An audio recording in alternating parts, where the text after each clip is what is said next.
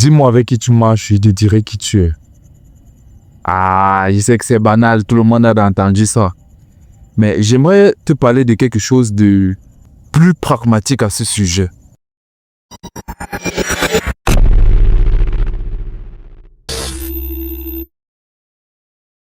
Récemment, je me suis mis à faire beaucoup de pompes.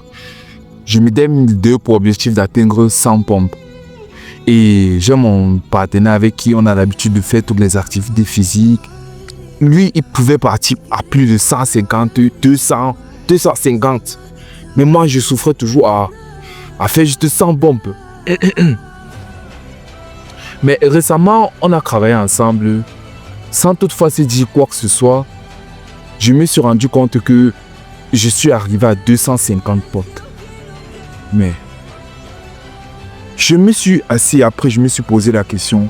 Est-ce que si j'étais seul, j'aurais réellement atteint ces 250 pompes-là? Est-ce que si je n'avais pas vu que c'est possible que quelqu'un devant moi fasse 300 pompes, 350 pompes, et moi, j'arrive pas à faire ça? Parce que la majeure partie du temps, les gens n'exploitent pas leur entourage. Moi, je suis de ceux qui pensent que peu importe ce que ton entourage fait plus que toi, tu as le devoir, tu as même l'obligation d'essayer de profiter de cela pour te hisser plus haut. Si tu veux t'élever dans la direction de ton entourage, que ton entourage a par exemple. Je prends par exemple le cas de mon exemple. Est-ce que j'aurais pu imaginer que moi qui n'étais pas capable de faire 100 pompes, je devais faire pas 150, pas 200, mais 250 pompes? Je ne pourrais pas imaginer, mais tout simplement parce que j'étais côte à côte avec lui. Non seulement il continuait, mais moi je ne voulais pas laisser, je ne voulais rien lâcher. Ça m'a permis de repousser mes limites, de me découvrir à nouveau et de constater que je peux faire mieux. C'est un biais psychologique. En fait, si vous faites vos recherches, vous allez vous rendre compte que il y a eu un laps de temps très éloigné entre les périodes où il était possible, où il était imaginable de courir un 100 mètres en moins de 11 secondes. Parce que il fut un temps, le top de course de vitesse 100 mètres, ça s'arrêtait à peut-être 11 secondes. Donc le top était là-bas. Mais dès que une seule personne, je ne me rappelle plus de son nom, hein, j'en ai rien à foutre en fait. Mais dès qu'une seule personne a réussi à atteindre 10 secondes, dans les années qui suivaient, plusieurs personnes ont non seulement dépassé 10 secondes, mais ils ont encore poussé un peu plus loin à partir jusqu'à peut-être 9 secondes même aussi. Cela explique quoi? Cela explique que l'être humain est capable de beaucoup de choses. Mais pour qu'il soit capable de réaliser ces choses-là, il doit d'abord au préalable être dans la situation où il faut que pour lui c'est possible, ou même pour une autre personne, c'est possible d'atteindre ces genres de résultats-là. Dès que ton cerveau s'est rendu compte que c'est possible d'atteindre un résultat quelconque, ton cerveau peut te mettre dans la situation de réussir cela. Je prends un autre exemple. Toi, tu as envie de faire beaucoup d'argent, tu as envie d'être vraiment riche, mais tu n'as jamais rencontré quelqu'un qui est riche. Laisse-moi te dire que le jour où tu vas traîner avec une seule personne qui a beaucoup d'argent, tu vois, ce n'est même pas que tu seras plus riche, mais ça va ouvrir ton esprit à la possibilité de faire beaucoup d'argent. Je parle en connaissance de cause parce que un jour, j'étais là, je n'avais jamais connu un endroit luxueux. J'étais dans ma petite vieille chambre que je m'étais battu à ranger comme je pouvais, mais j'avais une connaissance qui avait beaucoup d'argent. Pas réellement une connaissance, on venait à peine de faire connaissance et il m'a un peu fait découvrir son mode de vie. J'ai vu les grands apparts dans lesquels il vivait. Le jour où j'ai dormi dans un de ces apparts-là, quand je me suis levé le lendemain, je me suis dit que c'est impossible pour moi que je sois pauvre. Je ne peux pas être pauvre quand je suis capable de dormir dans ce genre d'endroit. Je refusais cela. Je me suis refusé cela. Et depuis ce jour, je me bats et je fais tout pour partir vers la direction d'avoir beaucoup d'argent. Je me bats toujours pour partir dans cette direction-là. Pas que quelqu'un m'a motivé, mais c'est parce que j'ai eu la preuve tangible et visuelle que c'est possible, non seulement pour d'autres personnes, mais aussi pour moi, d'atteindre ce style de résultat-là. Ce n'est pas lui qui m'a forcément influencé, mais c'est son influence qui m'a permis de pouvoir réaliser ce genre de choses-là. Je ne sais pas si c'est compréhensible ce que j'ai dit, mais ce que je veux dire par là, c'est que pour chasser l'influence des personnes dont vous avez besoin d'avoir leurs résultats.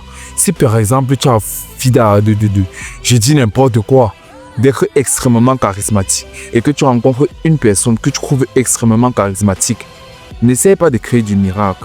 N'essaie pas de partir voir des vidéos honnêtes qui te disent achète un grand costume, porte des costards cravates et pas manger dans des endroits luxueux. Non, c'est pas ça que tu dois faire. Rapproche-toi d'une personne qui a un tel charisme que toi tu veux avoir. Dès que tu vas te rapprocher de cette personne, que tu le veux ou non, tu auras ce charisme-là. Parce que ce monde est fait, comme je dis souvent dans certaines de mes vidéos, ce monde est physique, non seulement physique, mais il est aussi spirituel.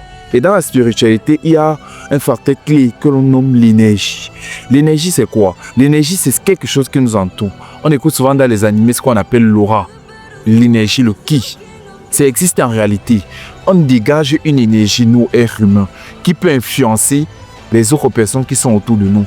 L'expérience scientifique a prouvé, une expérience scientifique même a prouvé que si on prend une personne qui est Christ, qui est dépressive, et on la met au milieu de personnes qui sont joviales ou bien qui sont positives, la personne qui est Christ là va impacter et va influencer toutes les personnes autour d'elle et ça va influencer leur énergie, leur humeur. Ça va leur donner une humeur un peu plus négative, qui tend un peu plus au négatif. Sans toutefois parler même, sans toutefois ouvrir la bouche, cette personne-là va les influencer tout autour d'elle. C'est justement pour mettre en évidence le fait de l'énergie que je suis en train de parler ici là. La personne avec qui tu craindras n'aura pas forcément besoin de te donner des conseils, mais juste son énergie va apporter quelque chose à ton énergie à toi et ton énergie va se modeler pour pouvoir matcher avec ce que tu veux. En matchant, tu auras le résultat que tu veux.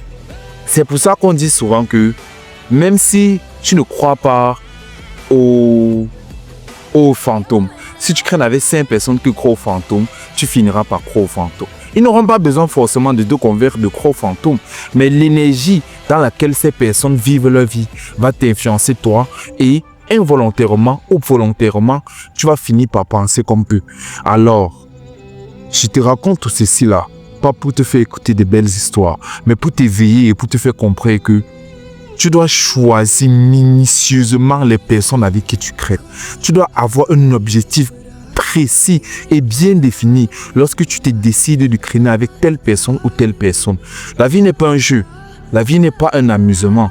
Tu dois savoir exactement ce que tu veux de la vie et partir prendre exactement ce que tu désires. Alors, fais attention aujourd'hui aux gens qui t'entourent.